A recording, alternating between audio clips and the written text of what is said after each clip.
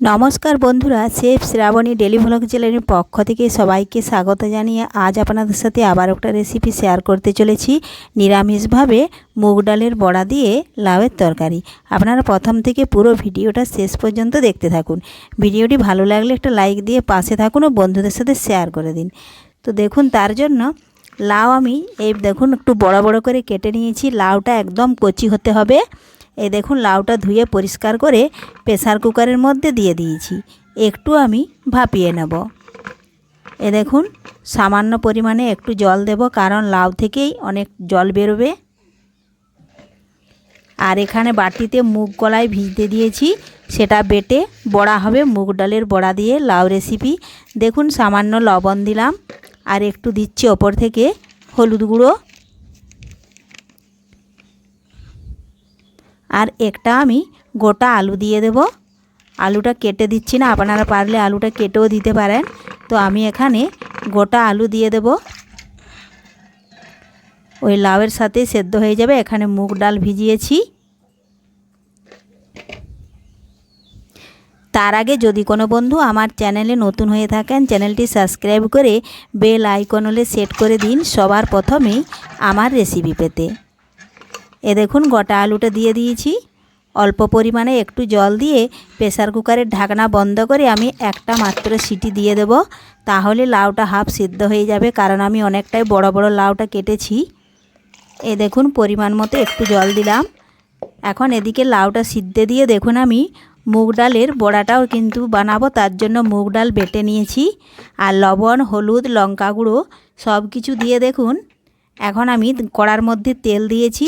তেল গরম হয়ে গেছে। একটা চামচের সাহায্যে ছোট্ট ছোট্ট বড়া বা বড়ির আকারে দেখুন আমি দিয়ে দিলাম। এইভাবে ছোট ছোট দিচ্ছি আমি।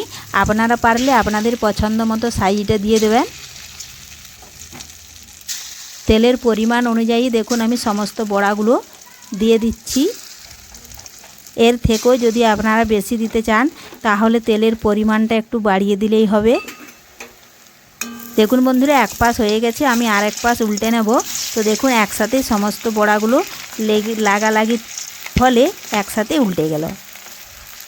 একে অপরের গায়ে লেগে আছে, তো চিন্তা নেই, এগুলো একটু ভাজা হয়ে গেলেই কিন্তু ছেড়ে যাবে। এই দেখুন, দুপাশেই লাল লাল করে ভেজে নিয়েছি। এখন আমি তেল ঝরিয়ে তুলে নেব।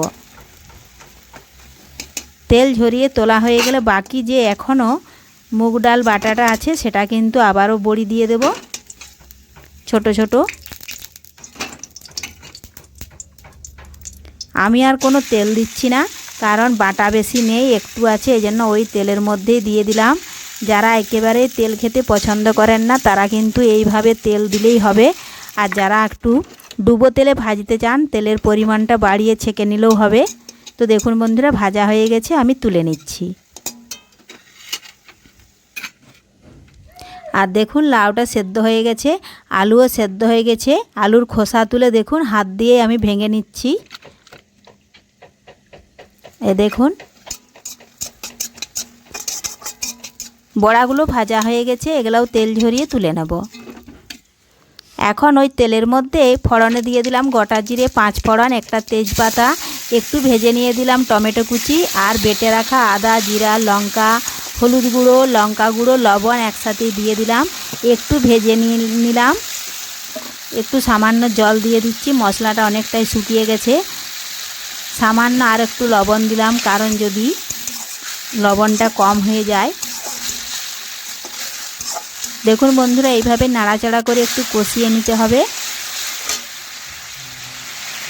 মশলাটা ভালোভাবে কষানো হয়ে গেলেই দেখুন আমি সামান্য পরিমাণে একটু চিনি দিয়ে দিচ্ছি। এটা অপশনাল, এটা আপনারা দিতেও পারেন নাও পারেন। তো নিরামিষ রান্নার ক্ষেত্রে একটু চিনি দিলে ভালো হয়। দেখুন, আমি নাড়াচাড়া করে চিনিটাও গলিয়ে নিলাম। এখন আমি দিয়ে দিলাম সেদ্ধ করে রাখা লাউ আর ভেজে রাখা মুগ ডালের বড়া, ওগুলো দিয়ে দিচ্ছি। এই দেখুন, একসাথে ভালোভাবে মিশিয়ে নেব নাড়াচাড়া করে। আর মিশানো হয়ে গেলে আবারও একটু ফুটিয়ে নেব, 2 থেকে 3 মিনিট ফুটিয়ে নেব। তাহলেই তৈরি হয়ে গেল খুব সহজে নিরামিষভাবে মুগ ডালের বড়া দিয়ে লাউয়ের রেসিপি। এইভাবে আপনারাও বাড়িতে খুব সহজেই রেসিপিটি বানিয়ে নিতে পারবেন। খেতে অসাধারণ হয়। রেসিপিটি ভালো লাগলে লাইক শেয়ার কমেন্ট করতে অবশ্যই ভুলবেন না বন্ধুরা। ধন্যবাদ। ফিরে আসছি পরের ভিডিওতে।